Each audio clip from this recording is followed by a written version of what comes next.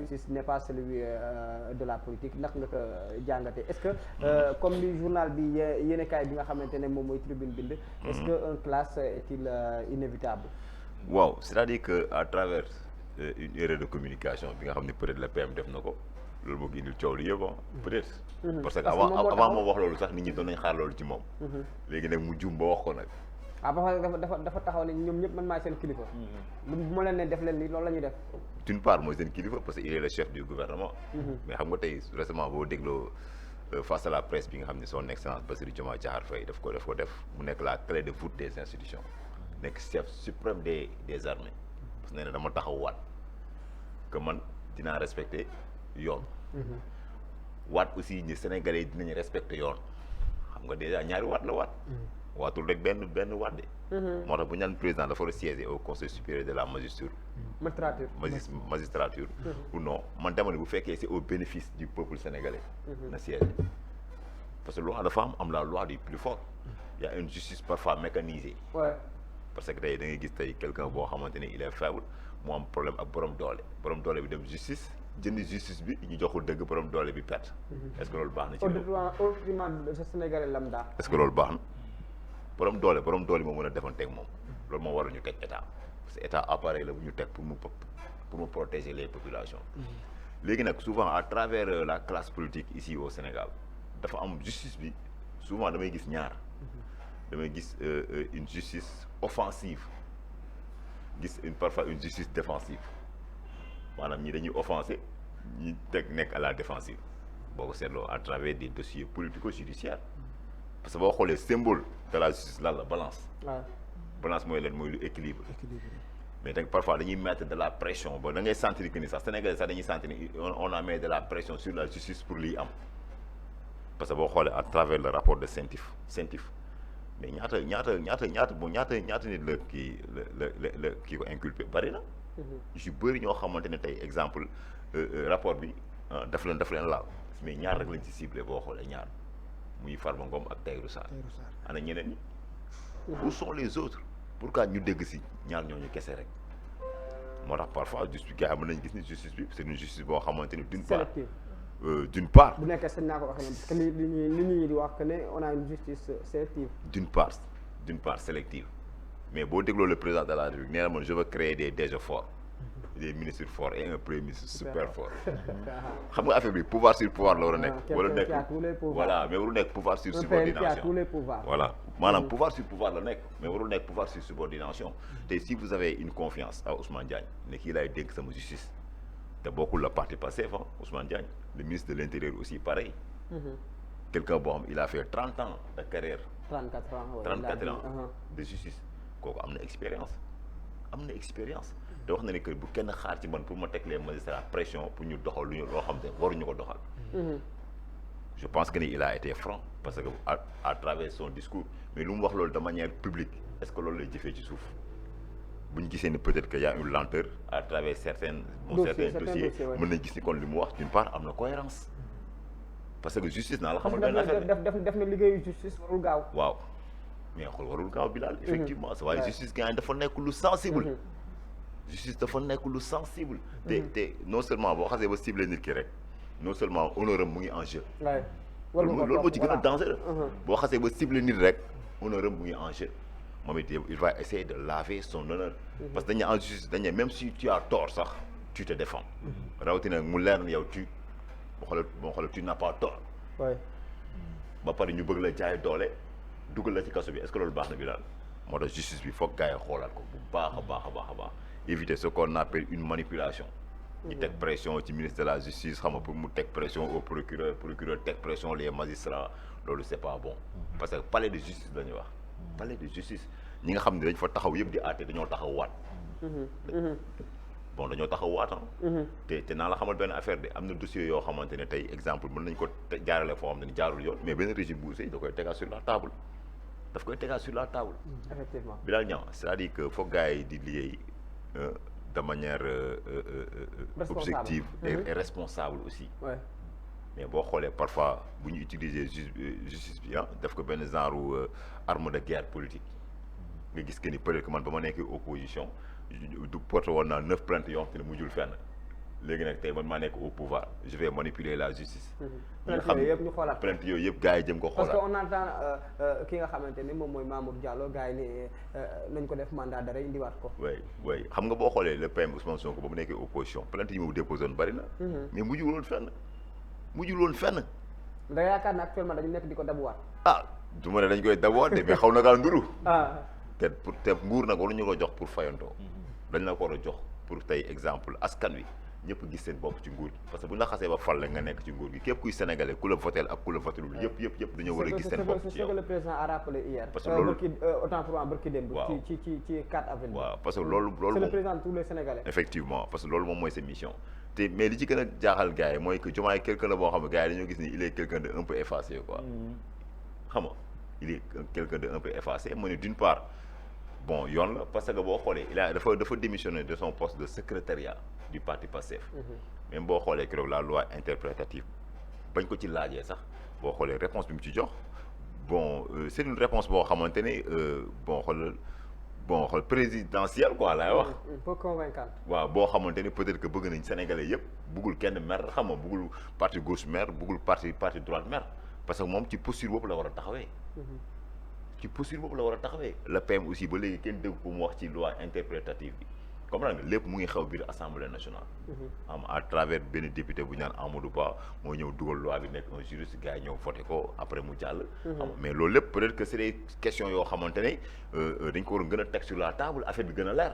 te loolu lépp dama naan le ministre de la justice aussi daf ci waroon jouer rôle bu am solo quoi. mais dafa mel ni tey exemple li ma koy waxee justice dafa am la justice du plus fort léegi nag ñenn ñi peut-être que. ils ont la justice du plus fort. damay def li nga xamante ne peut-être que man sama camp du ñu am benn problème quoi te loolu moom c'est à éviter quoi. jërëjëf alors professeur par rapport ak le temps bi je pense que yaa ngi suivre actualité bu baax a baax. naka nga jàngatee diggante Diomaye ak le PM Ousmane Sonko et leur ministre de voilà. bon merci de la justice Ousmane Diagne. merci beaucoup en fait bon je pense que am na lu bari loo xamante ni sax Vito xaw na ko brosse man damay faral di wax. parce que tey jii li ñuy wax rek trop de communication ça tue la communication. image ba muy noonu merci Alassane. trop de communication ça tue déjà la communication. te impression bi gars yi am mooy nit ki boo waxee ba falu soo deful nang wax moo lay folli des fois di nga wax ba wax loo xamante ni à un moment donné da lay rëcc te donc bu nekkee habitude nag si yow ça pose problème. c'est que comme ni ko l'adage di waxee l'habitude est une seconde nature. des fois am na yenn kàddu yoo xamante ni ça échappe au contrôle de la conscience day jékki-jékki génnee boppam noonu te il faut que ñu xam état du caaxaan état nekk na loo xamante ni franchement boo ko xamul da nga koy jàng. da nga koy jàng parce que genèse état rek sànq Vito am na lu mu su ko def il faut nga xam lan mooy la genèse de l'état état li ko tax a jóg. parce que état sànq mu ngi naan appareil la mais appareil boo xam ne dafa am mission. appareil boobu noonu il faut ñu xamante ni ñun dañ ci am wàll. parce que état jékku-jékku leen di créer boppam noonu ce sont les hommes ñoom ñoo constitué toog autour d'une table daal di créer un appareil. après le contrat social ba ñu créer un appareil boobu noonu ay man damaa bokk si ñi nga xam ne ñoo tëral loi yi boo demee ba Rousseau dans le contrat social mu ne l'obéissance à la loi conseil prescrite et libératrice lan la bëgg a wax foofu c'est-à-dire que quand on obéit une loi à laquelle moi personnellement j'ai participé à son élaboration kon donc société askan bi am nañ ci wàll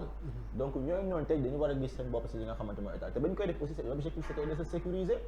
parce que sans état lan moo fi am la loi du plus fort bu fekkee boo demee toujours gis nga tey des fois damay bëgg a jël contrat social jox ko nos autorités politiques yi daal bu ñu koy lire parce que boo xoolee sans état point de société mënoo dund dans la société parce que société pour mu dox il faut mu conserver wu. société pour mu dox il faut mu am benn organisation. te organisation wu condition la war a nekk ça doit être une condition boo xam ne ñëpp dañ siy tënku donc du coup il faut mu am loo xamante ni moo koy permettre pour mu organiser muy état donc état nag war a ñëw nekk arbitre boo xamante day neutre. état doit être neutre. day tëddee njaaxanaay. dafa war a tëddee njaaxanaay. l'état a été créé pour le bien-être la sécurité et la liberté de tous les citoyens. loolu moo waral aujourd'hui on parle de la démocratie. loolu moo war a tey jii on parle de ce qu'on appelle le pouvoir du peuple par le peuple et pour le peuple la démocratie mais boo jàngatee ba si biir tuuti da ngay gis ne loolu noonu ça existe que de nom man dama koy faral di wax tey fu ma toog dama koy wax au Sénégal tey jii suñu démocratie bi nii dafa gën lu mu gën a ndur mooy oligarchie dama koy faral di wax lu bari oligarchie benn régime d'état boo xamante ni comment dirais-je encore l'autorité appartient à ce qu'on appelle la souveraineté appartient à une population donnée c'est-à-dire que au détenteur donc du pouvoir te loolu su amee rek te moo fay am l'exploitation moo fay am l'exploitation de l'homme par l'homme c'est-à-dire que les plus riches vont les plus forts vont écraser ce qu'on appelle les plus faibles maintenant cette justice là au Sénégal man je pensais que ñii ak seen wax bi ñu ñëwee il y aurait ce qu'on appelle un changement radical mais ce qui a été constaté c'est quoi ce sont les mêmes actes ñoom ñooy reprendre tey jii le président Diomaye l'autre jour dafa toog ci télé bi mu ne tey jii moom mënul concevoir nga gis kenn koo xam day toog te écran am te téléphone am daal di jàpp góor saaga képp ku ko def dañ lay jàpp ma ko wax n'est-ce pas donc cela veut dire que amul ma sàmba amul ma dem du côté du pouvoir du côté de l'opposition képp ku ko def yoon dafa war dal sa kaw mais loolu noonu amul am na ku bokk ci ñoom daal di koy tudd dagg ndey ba léegi ñuy dox ci mbedd bi dem yoon am na koo xam ne ci ñoom la bokk daal di koy tudd saaga ndey def loo xamante kenn defagu ko fii gisuma Sénégalais bi ko def ñi fi jàpp ñëm naa offense premier ministre ou bien offense président amul ku def loolu mais lan moo tax mu nekk ci biti boobu ba léegi donc ana justice bi ñuy wax donc tey jii il faut comprendre que cette justice là n'est pas indépendante cette justice là est sous le contrôle je dirais même pas du président de la République mais sous le contrôle du premier ministre parce que le premier ministre c'est lui qui contrôle maintenant le président l'action gouvernementale le premier ministre c'est lui qui contrôle le président suit ce qu'on appelle warul demee noonu non te warul demee noonu tey jii boo xoolee ñu bëri dañuy fàtte Diomaye da ngay fàtte ne sax à un moment donné Diomaye c'est le président de la République on parle que de Sonko il est dans son costume de président de la République donc il faut ñu comprendre loolu il faut qu'il y ait ce qu'on appelle une séparation des pouvoirs gis nga cette justice là tant que loolu amul duñu dund li nga xamante ni moom mooy indépendance justice loolu mënul am tey jii président Ousmane Sonko bu demee ba am sañ-sañu taxaw ne ministre yi nii man maay seen patron te lu mu leen wax dañ koy def fu wóor la ko teg il n'est pas vraiment une personne boo xamante ni du ko day waxantu nii lépp lu mu wax am na fu mu ko teg moom kay xamul lu ne mun maîtriser ay vision mais lépp lu mu wax rek am na fu mu ko teg tey jii ministre de la justice je sais pas ainsi de suite amul ministre bu ko woo ne ko diw kat dama kaa jàpp kii daaw comment dirais-je encore nee na xaw ma daal parce que mu ne ko defal sa liggéey war na ko woo di ko wax loolu en tant que autorité